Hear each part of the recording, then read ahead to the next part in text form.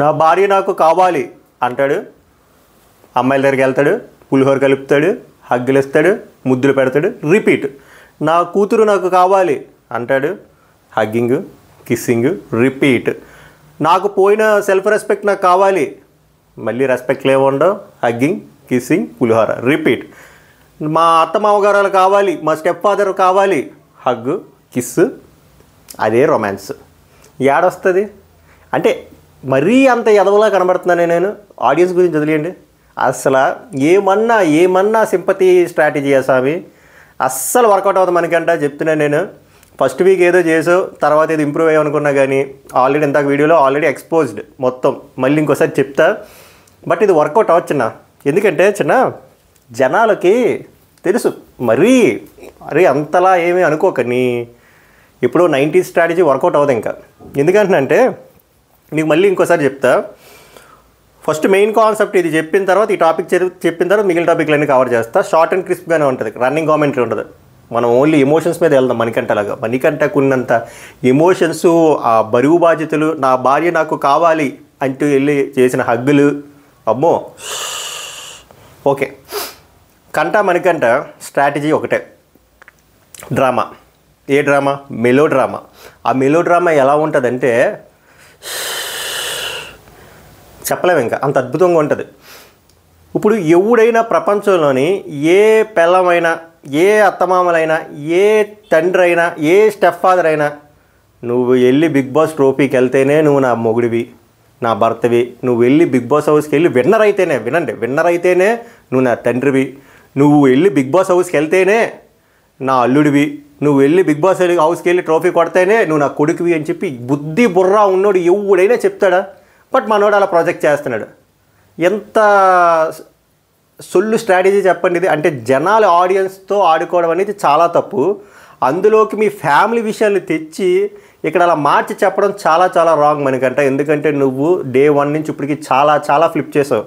ఒకసారి మీ భార్యతో కలిసి ఉన్నానంటావు, ఒకసారి విడిపోయినంటావు, ఒకసారి యూఎస్కి సంవత్సరంకి ఒకసారి వెళ్ళానంటావు, ఇంకోసారి ఏమో సంవత్సరంకి 2-3 సార్లు వెళ్ళానంటావు, ఒకసారి నా డబ్బులు పంపాలంటావు, ఒకసారి నా డబ్బులు ఆవిడకి అక్కర్లేదంటావు, ఒకసారి మంచిగా సెటిల్ అయింది జాబ్లో ఉందంటావు, ఒకసారి మా స్టెప్ ఫాదర్తో బాగుందంటావు, ఒకసారి బాగాలేదంటావు, ఒకసారి మా అత్త మామలతో బాగుందంటావు, తర్వాత సెల్ఫ్ రెస్పెక్ట్ కావాలంటావు, ఒకసారి నేను రీల్ చేసుకున్నానంటావు, ఒకసారి టిక్ టాక్ చేశానంటావు, నన్ను తన్ని తరిమేశారు యూఎస్ నుంచి అంటావు. ఎవడు తన్ని తరిమేశారు నేను యూఎస్ నుంచి? అసలు నాకు ఒకటి అర్థం కాదు. మరి నేను అంత ఎదవలా కనబడుతున్నానా? ఇప్పుడు నీ పాయింట్కి వద్దాం. మీ వైఫ్, నేనే పర్సనల్గా వెళ్ళట్లే, ఆయన చెప్తున్న మెలో డ్రామా రిపీట్ చేస్తున్నా. మీ వైఫ్ మీకు ఒక కండిషన్ పెట్టింది అన్నారు, మీదే బోల్ చెప్పారు థీరీలు. ఫస్ట్ ఒక్కొక్క చిన్న స్టోరీలకు వద్దాం. మీ వైఫ్ మిమ్మల్ని తరిమేశారు అంటున్నారు. మళ్ళీ ఎప్పుడు తీసుకుంటారు?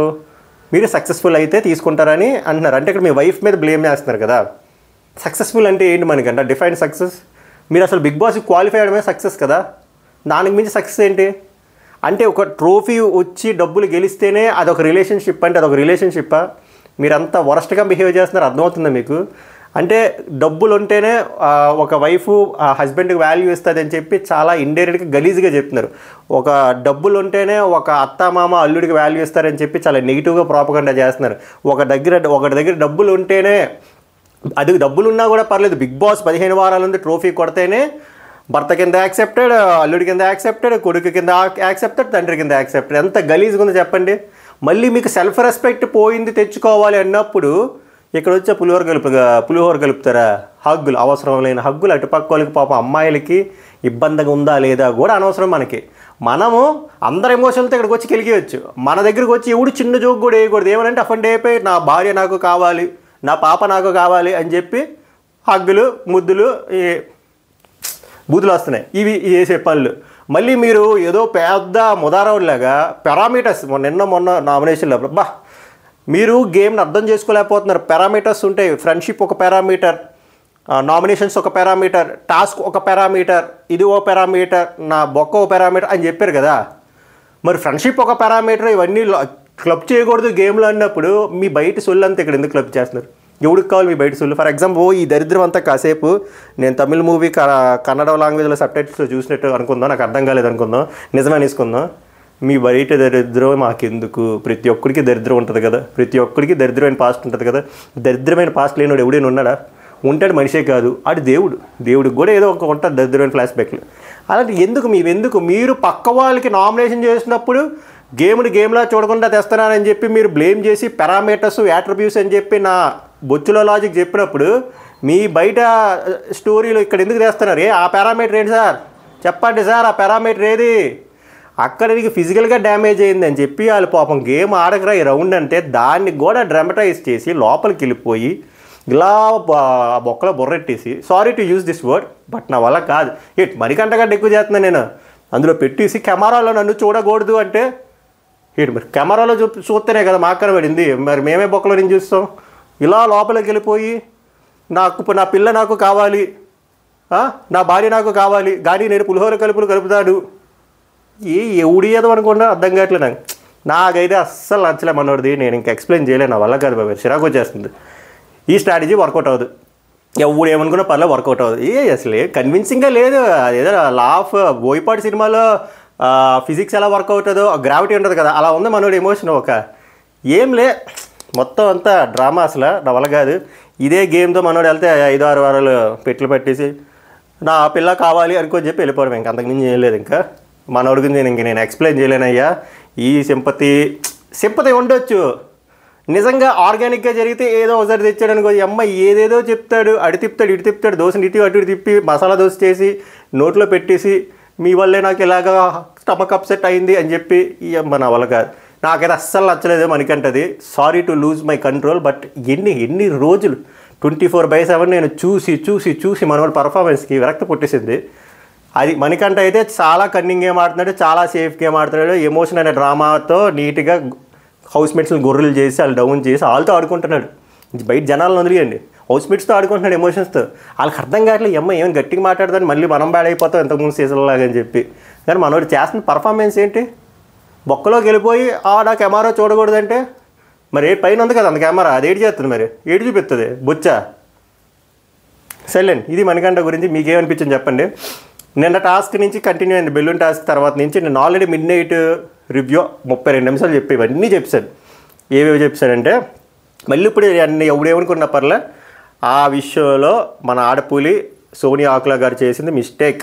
ఎందుకో క్లియర్గా చెప్పా. మెయిన్ రూల్ ఈజ్ శరీరం మీద ఎన్ని ఉన్నాయో ఫస్ట్ కౌంట్, అది వెళ్ళిపోయిన తర్వాత భూమి మీద ఉన్న కౌంట్. శరీరం మీద ఆల్రెడీ ఒకటి ఉంది, సో విన్నర్ ఆమె కరెక్ట్గా ఇవ్వలేదు డెసిషన్. ఓకే తప్పులు చేశారంటే అభయ్ నవీన్ బొచ్చుడు చేశారు, నిఖిల్ బొచ్చుడు చేశారు, అవన్నీ డజంట్ మ్యాటర్. సోనియా ఆకులా గారు యాజ్ ఎ సంచలనగా ఎంత స్మార్ట్గా ప్లే చేశారు అనేది ఇంపార్టెంట్. ఇప్పుడు అభయ్ నవీన్ లైన్ దాటి వెళ్ళిపోయాడు అంటే ఆమె వార్నింగ్లు ఇచ్చిన తర్వాత మనోడు రాలే. ఎందుకంటే మనోడు ఏమన్నాడు, ఆమె పాస్ చేయాలి, నేను లోపలికి వెళ్ళవాలి, ఎందుకంటే బిగ్ బాస్ ఆల్రెడీ చెప్పాడు కదా బయటికి వెళ్ళిపోతే లోపల రమ్మని చెప్పాలని చెప్పి, అంతే తప్ప డిస్క్వాలిఫై చేస్తానని చెప్పలేదు కదా. అంటే అప్పుడు ఇంక గట్టిగా డెసిషన్ తీసుకోవాలి. అరే నువ్వు వాళ్ళ బయటకు ఇంకోసారి వెళ్తే నేను డిస్క్వాలిఫై చేయలే. ఆ బెలూన్స్ కూడా లోపలికి తోసినప్పుడు కూడా కరెక్ట్గా తోయలే. ఆమె ఇంటెన్షనల్గా చేసినా అన్ఇంటెన్షనల్గా చేసినా అది తప్పు జరిగిపోయింది. సో ఆ స్టిక్ విషయం కూడా పాస్ చేసింది అనవసరంగా. స్టిక్ నిఖిల్ తిరిగిపోవడం అది నిఖిల్ మిస్టేక్, ఎందుకంటే ఇద్దరికి సేమ్ స్టిక్లు వచ్చాయి. అలాంటప్పుడు మనోడిది ఎందుకు ఇరగలేదు, మనోడిది ఎందుకు ఇరిగింది, ఎందుకంటే ఎంత ప్రెషర్ అప్లై చేయాలనేది కూడా ఒక స్ట్రాటజీ. సో ఇవన్నీ పక్కన పెట్టేస్తే చెప్పాను కదా, ఎండ్ ఆఫ్ ద డే శరీరం మీద ఉండాల్సింది ఒకటి అబ్బాయికి ఉంది, బట్ ఆమెది కౌంట్ చేయలేదు. నేను ఇప్పుడు కూడా దాని మీద స్టిక్ అయి ఉంటా. Sonia Akula did a mistake as a sanchalak in balloon game. తెగ ఇంగ్లీష్ వచ్చేస్తుంది. ఓకే, ఇది నీ నెక్స్ట్ తర్వాత ఆ దోశ ఇష్యూ ఏం చూసారా, ఇది 20 నిమిషాలు చెప్పారు, మళ్ళీ చెప్తా. అంతసేపు చెప్పాం, 3-4 నిమిషాలు. సింపుల్గా చెప్పాలంటే త్రివిక్రమ్ మూవీలో డైలాగ్ ఉన్నట్టు, హీరో విలన్ కొట్టుకొని కమీడియన్ మీద పడిపోయినట్టు ఇక్కడ మణికంఠ సపోర్ట్ చేస్తాం. Fans enjoy. ఇక్కడ ఏంటంటే తప్పు ప్రేరణ, అది ఫస్ట్ తప్పు, మెయిన్ తప్పు. ఎక్కువ మెజార్టీ ఆఫ్ తప్పులు అన్నీ ప్రేరణవి. మణికంఠ స్ట్రాటజీ ఉంది కానీ తప్పులు లేవు. స్ట్రాటజీ ఎవడైనా చేయొచ్చు. విష్ణుప్రియది కూడా చిన్నది తప్పు ఉంది, కొంచెం ఎగ్జాగరేట్ చేసి చెప్పింది, అది కూడా చెప్తా. బేసిక్గా లైవ్లో మరీ ఓవర్ కటింగ్లు ఎక్కువైపోతున్నాయి. ఆ దోశ ఆ ర్యాష్గా వేసింది చూపించలే లైవ్లో. విష్ణుప్రియ పర్ఫార్మెన్స్ చూసి నేను నిజంగా అలా వేసింది అనుకుంటే లైవ్ చూస్తే ఆమె అలా వేయలేదు. అక్కడ విష్ణుప్రియ తప్పు. Vishnupriya back of the mind ఏదో పెట్టుకొని ఆమె అలా చేసింది అనుకుంది, కానీ అక్కడ ప్రేరణ మాత్రం అలా ముష్టేసినట్టు వేయలేదు. నిన్న రివ్యూలో నేను అలా చెప్పినందుకు ఐఎమ్ సారీ, బట్ లైవ్లో చూపించలేదు. నేను విష్ణుప్రియ అంత దారుణంగా ఏడవ వల్ల నిజంగా అలా చేసిందేమో అనుకున్నా, బట్ ఆ విషయంలో ప్రేరణది రాంగ్ కాదు. బట్ ప్రేరణది ఎక్కడ రాంగ్ అంటే, ఫుడ్ ఈజ్ అన్ ఎమోషన్ అన్నప్పుడు ఒక 2 గుడ్ల గురించి నామినేషన్ చేసినప్పుడు ఈ ఫుడ్ విషయంలో అలా బిహేవ్ చేయొచ్చా? ఎందుకంటే ఇది కామన్ రేషన్ కాదు, మీ ఆ రుబ్బు ఏం మీది కాదు, ఏందో రుబ్బుల గురించి పప్పుల గురించి రివ్యూలు ఇస్తున్నాం. ఓకే, ఆ దోశల రుబ్బు వీళ్ళు ఏమనుకున్నారంటే గేమ్ ఓడిపోయాం కదా 2-1, సో రేషన్ ఎలాగో పోతుంది, పోయే లోపల గట్టికి తినేద్దాం అనుకుని ప్లాన్ వేశారు. తప్పే కదా, సరే వేస్తే వేసారు, వేసినాడు మణికంఠని పక్కన పెట్టుకున్నారు. అది వీళ్ళు చేసిన మిస్టేక్ ప్రేరణ అన్నట్టు. కానీ మణికంఠ ఇంటెన్షనల్గా ఏం చేయలేదు అది.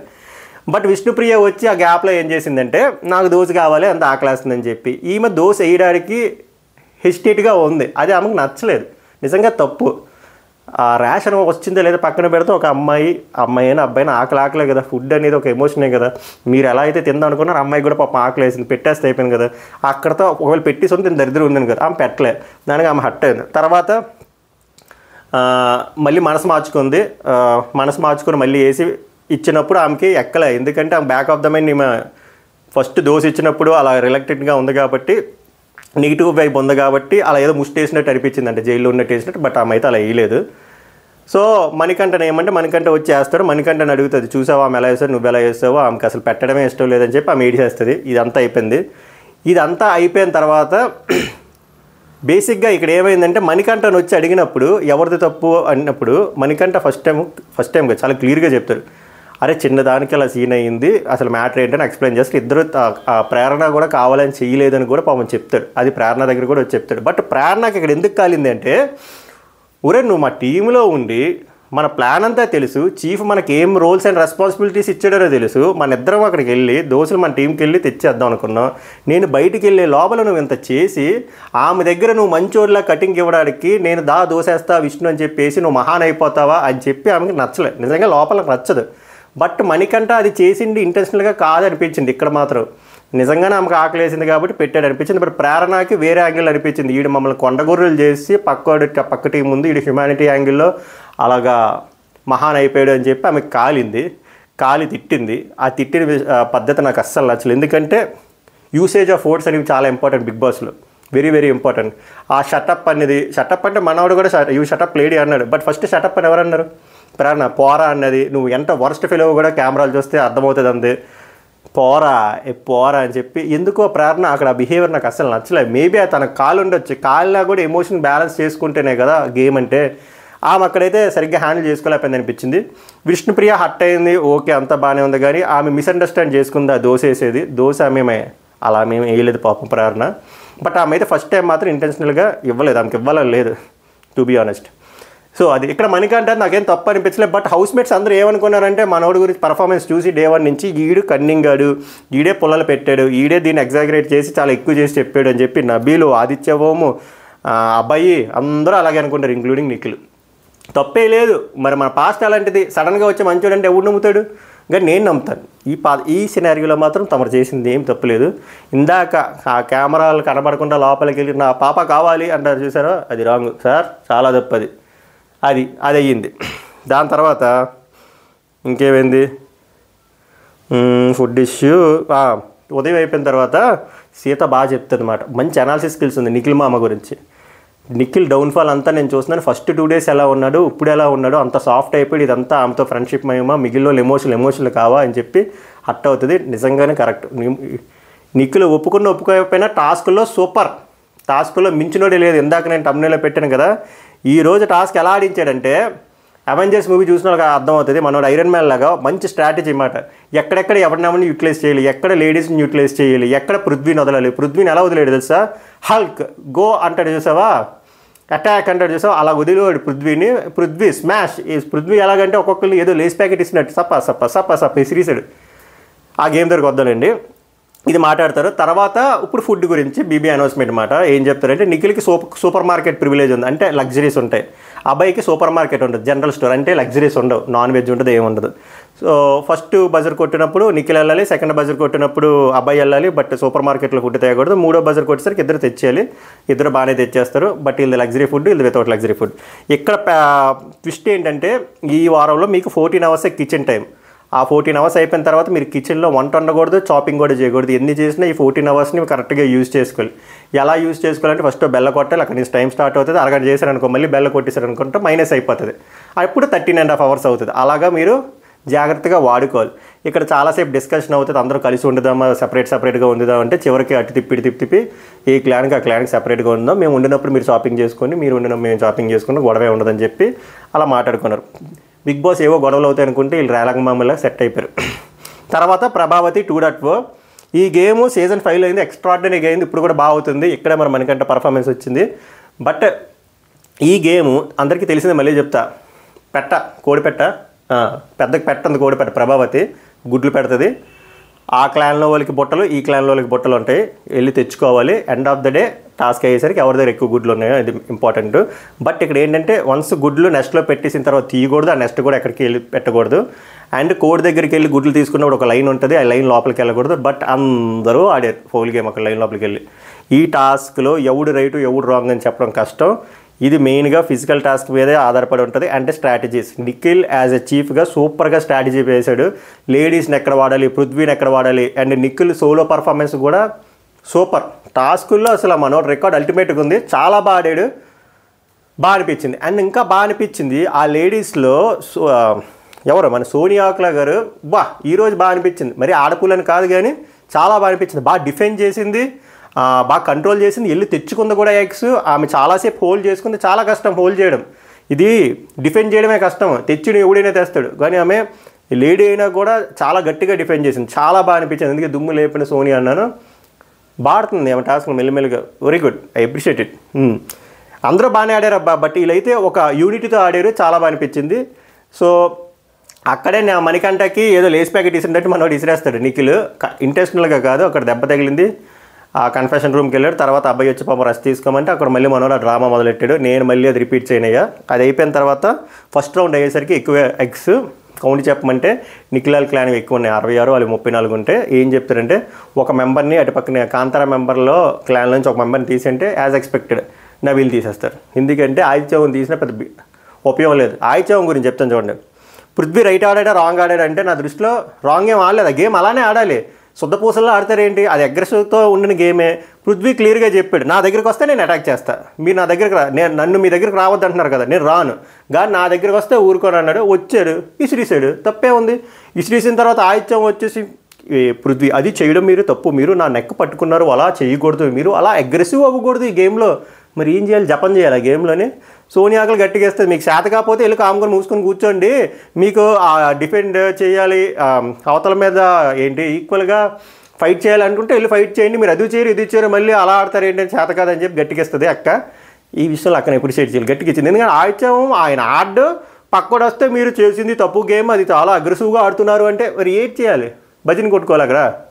ఆదిత్యం అయితే అసలు ఫిజికల్ గేమ్ ఆడట్లే, స్టార్ మా పరివార్ గేమ్లో ఆడట్లే, ఏమీ లే, పర్ఫార్మెన్స్ నిల్ అయ్యింది. ఏమో మరి చూద్దాం, నామినేషన్లో లేడు కాబట్టి వచ్చేవారం.